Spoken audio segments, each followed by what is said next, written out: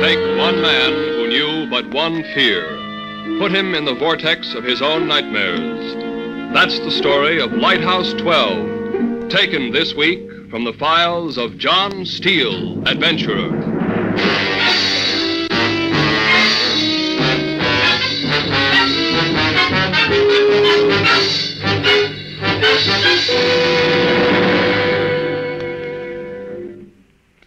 Hello, friends. This is John Steele. If you like yarns with a briny flavor, this week's tale will be right up your alley. It's a chapter from the life of a young friend of mine I grew to know quite well, shortly after he'd been discharged from the Navy. I know he's anxious to tell you this story because he feels, as I do, that was a period in his life which showed him the importance of looking a problem squarely in the face. I first met Peter Rawlings when I was running a supply cutter for the Coast Guard along Portland Bluff. But let's have Peter tell you about it himself. Pete? I guess plenty of guys came out of the war with uneasy thoughts that seemed too unimportant to talk about. Things a man just tries to work out by himself. That's the way I felt. Would have embarrassed me to make a big thing of it. My application for the Lighthouse course at Coast Guard School came through right before I got out of the hospital, and I figured this is all blow over as soon as I got on the new job. Night doesn't last forever. It's the way I saw it. Jan had been writing, asking me when she could come see me, but I kept putting her off till I had this thing all squared away. Not that she wouldn't have understood. Jan's a bright girl, but being a woman, she'd have worried. But when she came up to school the day I finished the course, it didn't take much convincing on her part about getting married right away. My orders had come in, and there was nothing holding us back, so we got married at noon and took off right away for Lighthouse 12. The inlet was smooth as a baby's chin.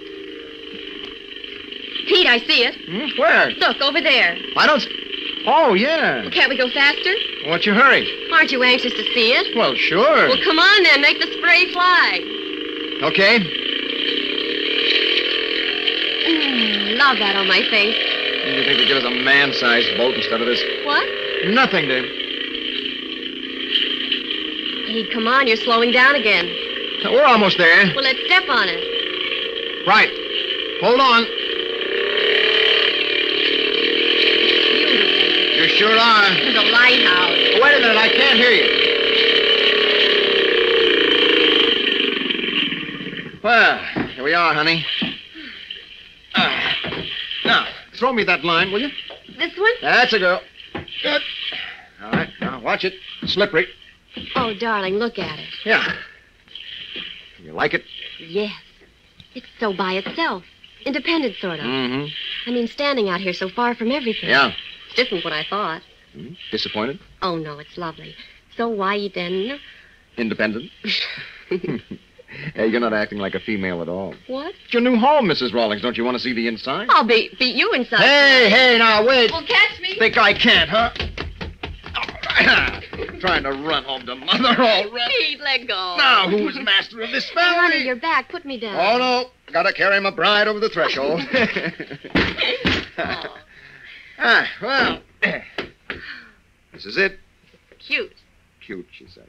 Come here a minute. Where? In here. What? Look, right next to the bed. I don't see anything. A bay window. Pete, it's enormous. Yeah, it's big, all right. It'll be like sleeping in the middle of the ocean.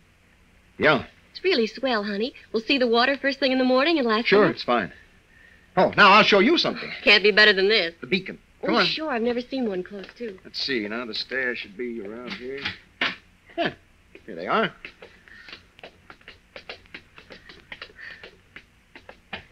Oh, they furnish parachutes coming down. Almost there. Oh, suits me. Yes. Like it? It's really something. Bother you, being up so high? No, except for the water, of course. What about the water? It's so far away, you can't even hear it up here. You happy, Princess? I approve of honeymoons. Not much of a honeymoon stuck way out here. It's ideal. Just you and me and the ocean. Yeah, I guess you're right.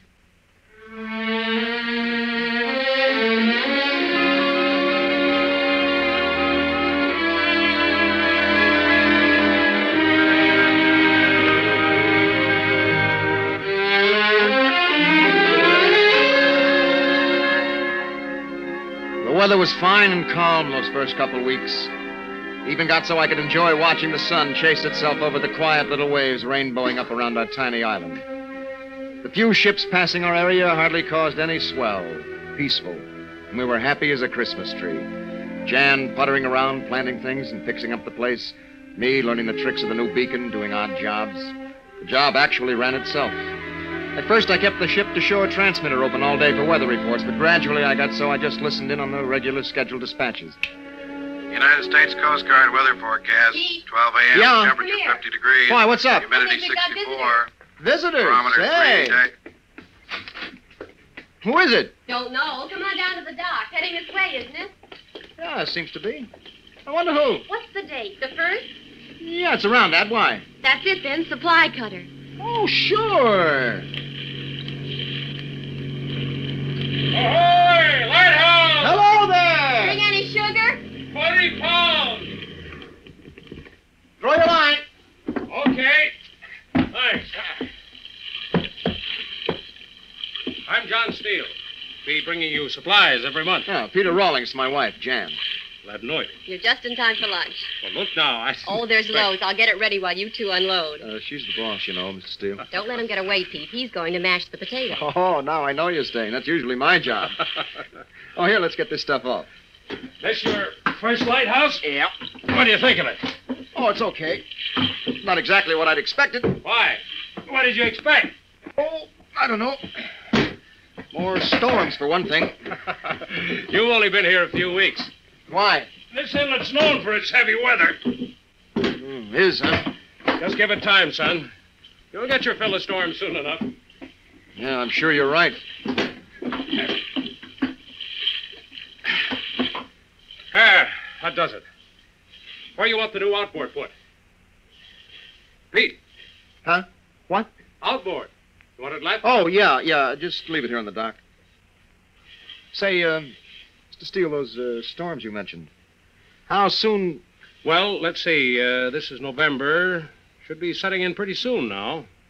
Big breakers, huh? You bet. Biggest I've ever seen. Well, I remember one night I had a 40-degree roll over by the bluff over there. Uh-huh. and, Well, we'd better not keep Jan waiting. No, better not. Come on. I'll toss you for the potato masher.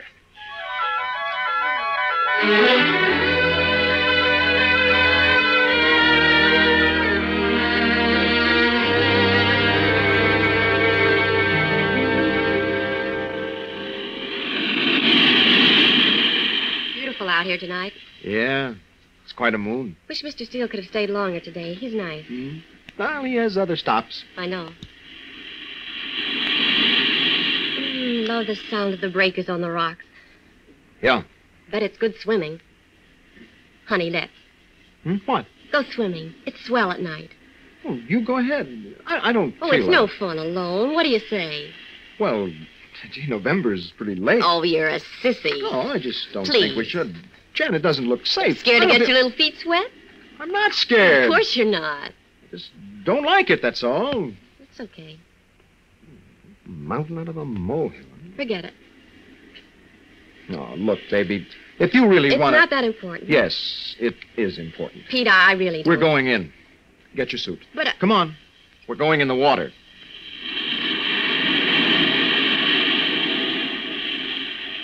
last one in's a big fat pig. I'll be right there. Hurry up, it looks marvelous. I'm coming. Want to die from here? Well, it looks pretty jagged. No, it's perfectly all right from this ledge. Well, say, don't you think the dock is a lot The safe? dock's no fun. It's too calm. You know, I was thinking maybe we ought to wait. What for? Well, if this wind keeps up, it might rain and... That little wind isn't anything. The moon's still out. Yeah, well, Honey, stop shivering. It's not cold. who's shivering? Well, you ready? Okay, you go first. All right. Here goes. Oh, it's wonderful. Come on in. Yeah, looks good. You don't know what you're missing. Aren't you coming in? Yeah, sure, I think I'll grab a quick smoke first. Well, hurry up or I'll push you in. Oh, out already? See, I told you it's too cold. Not too cold, you big sissy. I've come to get you. Oh, okay. I'm going to go in. Here, let's dive in together, holding hands. Oh, now, look, I don't need to... Oh, no, it's fun. Come on, take hands. That's crazy. It might be dangerous. Oh, here, give me your hand. Come on, try it. Jan, I don't think... Here, there. Hey, let go, will you? Now, when I count 3. No, Jan, I'd really rather... 1, 2... Wait, now. 3. Oh, Jan, isn't it wonderful? Jan, We should have thought of this before. I have to get out. Where are you going? It's cold. Swim around a little. You won't know. No, I've had enough. I'm getting out. No, you don't. Hey, now, don't. So you get away, huh? No, don't. Please. Running home to Mother, huh? Jan, let go. Now Stop we've headed this family. Jan, stop it. Jan, let go. Think I can, huh? Think I Let can. me go. Will you stop it? Stop it.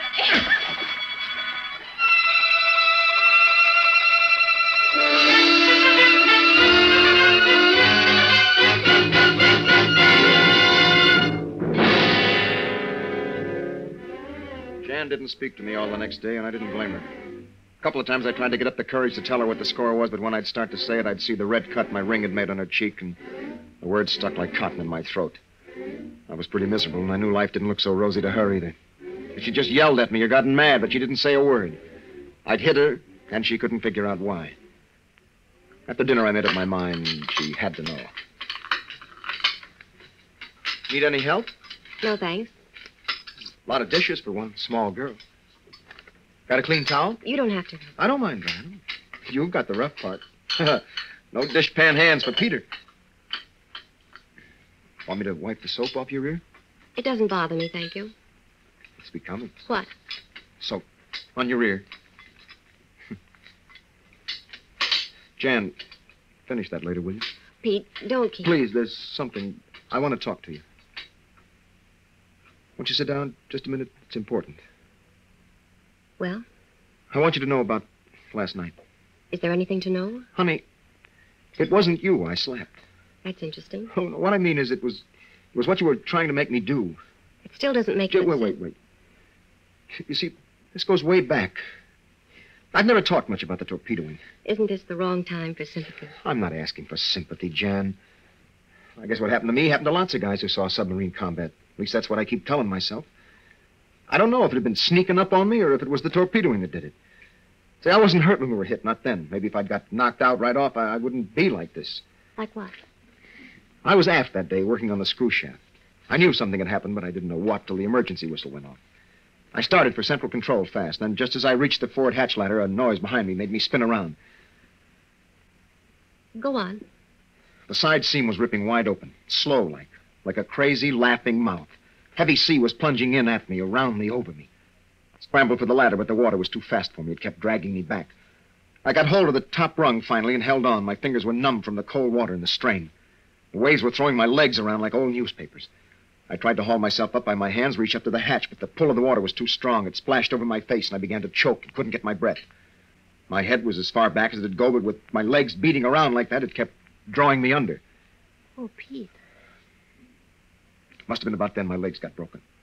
Not that I felt any pain. It sort of went out of my head, I guess, before I conked out. You're afraid of the water. Is that what you're trying to say? Yeah. It's a funny thing, though. I didn't realize it until I came to in the hospital. Days there weren't so bad, but every night, those first 6 months, I was in traction. Foaming mountains of ocean exploded over my bed, left me yelling and sweaty. You don't have nightmares now. No, the nightmares went away. The water still bothers you. Yeah. Wish I'd known. Oh, honey, I didn't tell anybody, especially Dad. See, the men in our family have always been seafaring. I just had to get over it, so. I see. I never got A's in psychology, but I knew the best thing for me to do was to get right back on the horse that had thrown me and make it gallop. Head for the sea. Yeah. Only this was all I could get. The plate in your back. That and a discharge that read no active duty. You must have hated me last night. If you just told me. I didn't think I'd have to. I thought I'd go away. Like the guy had the bed next to me in sickbay. What about him? He was much worse off than I was. But he kept the faded old concertina next to his bunk. And when the pain got too much for him, he'd take it out in the squeeze box, hoping it'd stop. But out here, Pete, so far from everything, maybe we should... No, you see, honey, I'm counting on it to fix me up.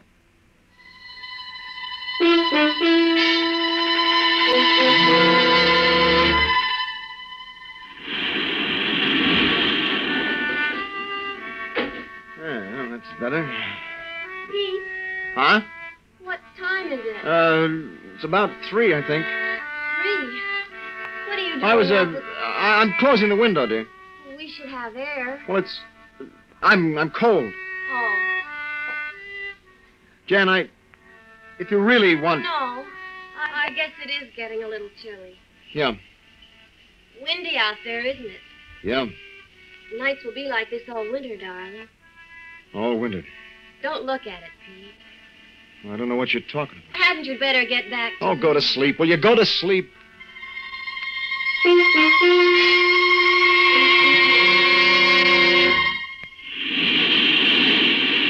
Have you seen the hammer? It's in the hall closet. Why? Well, the end pole under the dock needs... Well, it's pretty shaky. That's not your job. Oh, I like banging. I'll do it. But, honey, I don't mind. It's not your job. But won't it bother you No, to? of course not. Well, I just thought... I'll fix it. I tell you I will.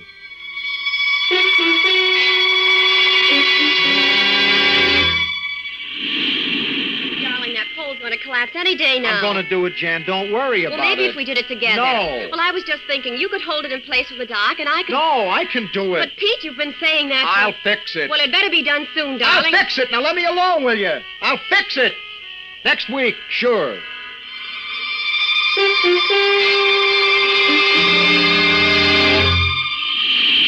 You up there? Go back to bed, Jan. Come back downstairs, please. Leave me alone, can't you? Well, I hate to think I'm okay. But, darling, the tower's so drafty. I'm all right, I tell you. You can't keep on without sleep like this, dear. You'll be sick. Leave me alone, do you hear? Leave me alone.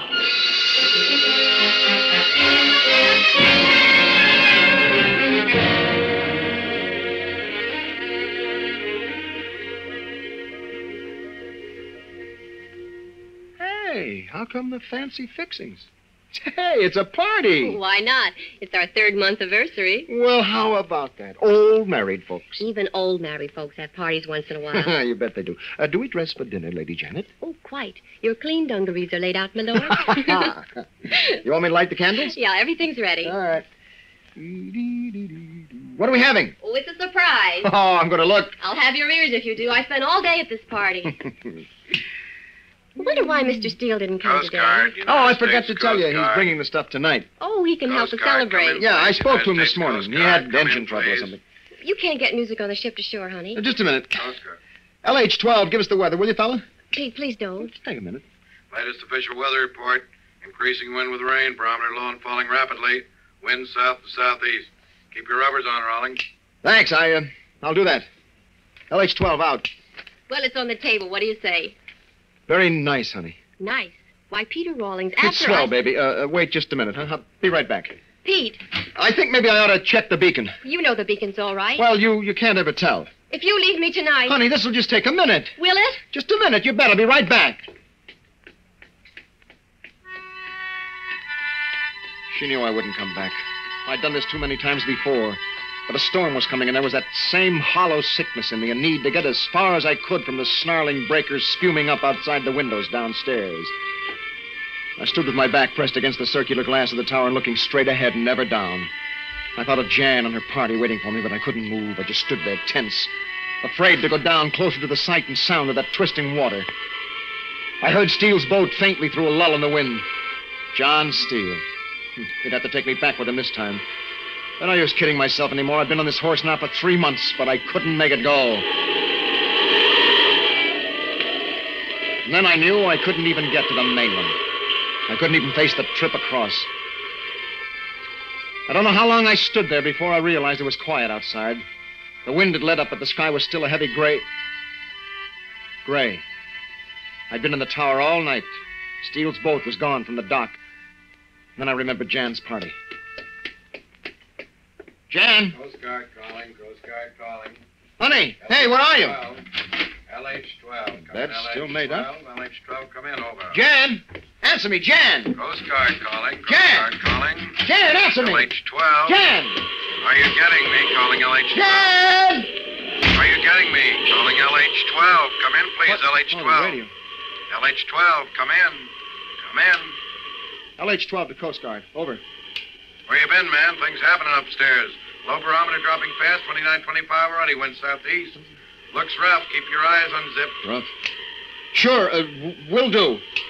Nail your head on, Buster. We got a hurricane on our hands. You getting me, LH-12? You getting me? I said there's a hurricane. Yeah, I got you. How is it? Moving fast? Like an antelope, already up to 80 an hour. Down the coast, picking up across the Connecticut Valley. Your beacon in good order, Rawling? Yeah, it's okay. Is that all? Yeah, for now. Better keep in touch, though. The door banged open. The wind rushed in like a hungry demon. I put all my weight against it. The lock had broken. It wouldn't catch. I didn't have to look in the bedroom to know the big window had broken loose, too. The whole place was alive. Curtains ballooned against the ceiling. Lamps lay like uprooted trees. I tried to push the couch against the door, but the wind was too strong now. The angry water was volcanoing up outside breakers 15 feet high. My shirt was ripped and the wind was cold on my back. LH-12. Coast Guard, LH-12 calling. LH-12. Come in, Rollin. LH-12, Coast Guard calling. Coast Guard. I knew I shouldn't go to the tower, but I couldn't stop. I just raced on up. My footsteps echoed metallically in the narrow stairwell. LH-12. Coast Guard calling. LH-12. Fight downstairs had left me winded. I was only halfway up when I had to stop, catch my breath. I could see better now, closer to the beacon. Yeah, there it was, turning, slow and sure, good old faithful, dependable. I stood there 1 foot ready on the next step up. Come in, urgent. Come in, urgent. Dependable. Come in, Lighthouse 12. Coast Guard calling. LH-12, come in, LH-12, urgent.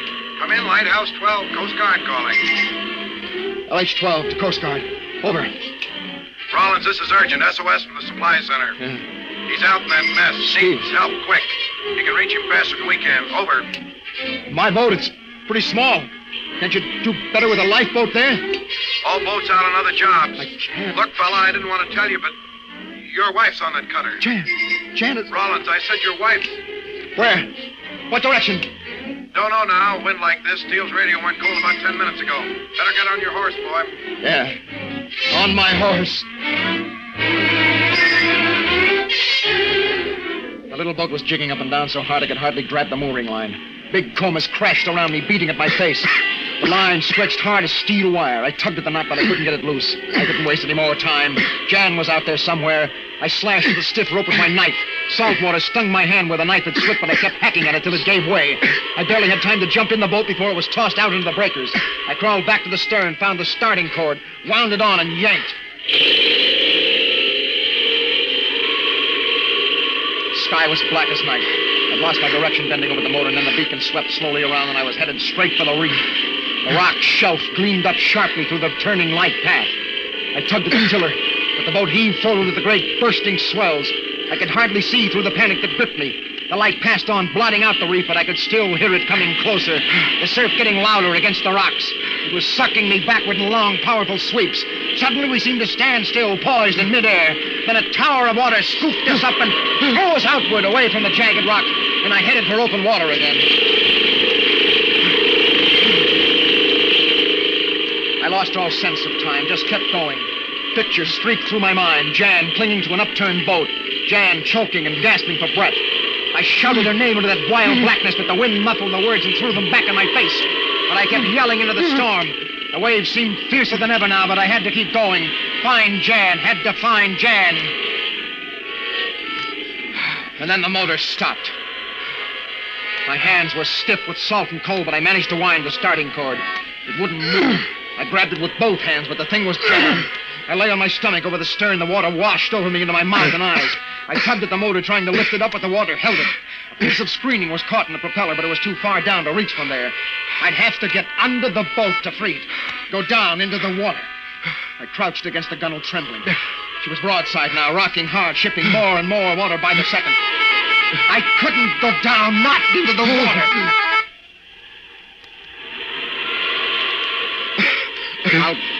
I'll fix it. I'll fix it now, Jan. Right now!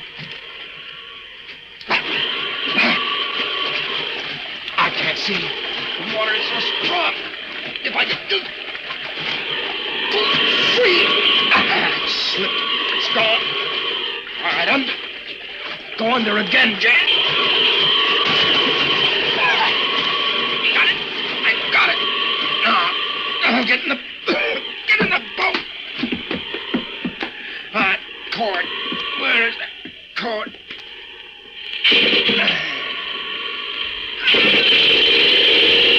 Yeah! We did it! You see, Jan? It's going! That motor is going! Ride 'em, cowboy! Dig in those spurs, baby! We're coming, Jan! We got 'em licked! You hear, Jan? Run away!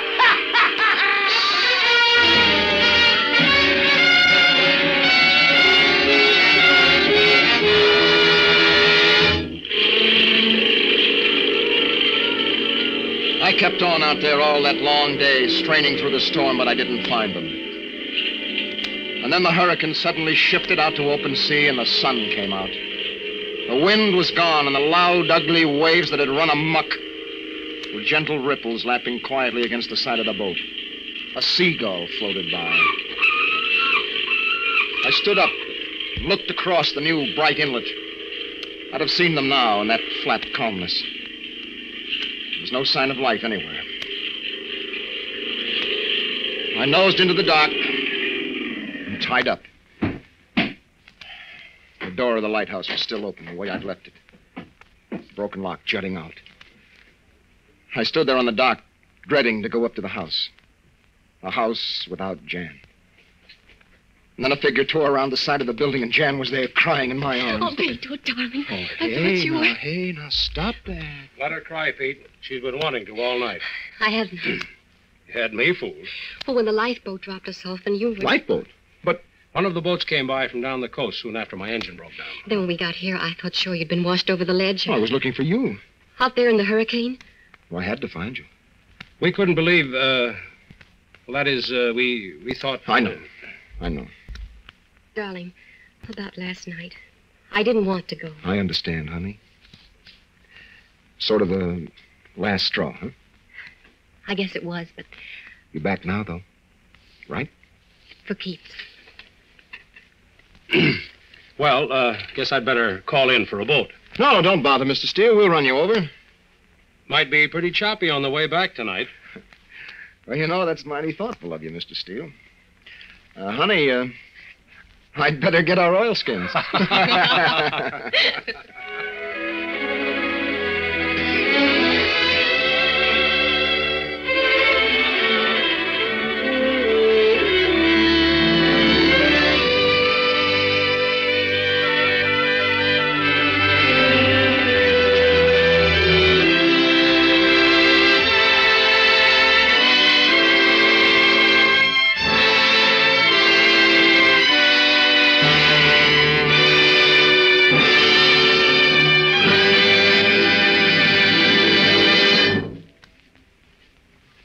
Title, Lighthouse 12.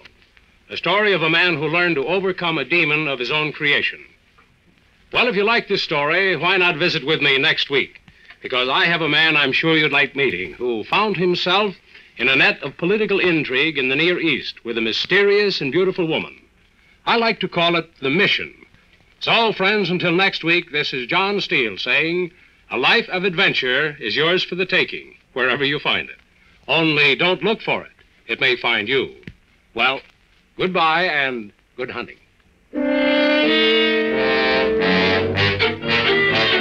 John Steele Adventurers, produced by Robert Monroe, directed by Elliot Drake, and written by Lois Landauer. In our cast were John Larkin, Eva Marie Saint, and Charlie Holmes. Don Douglas is featured as John Steele.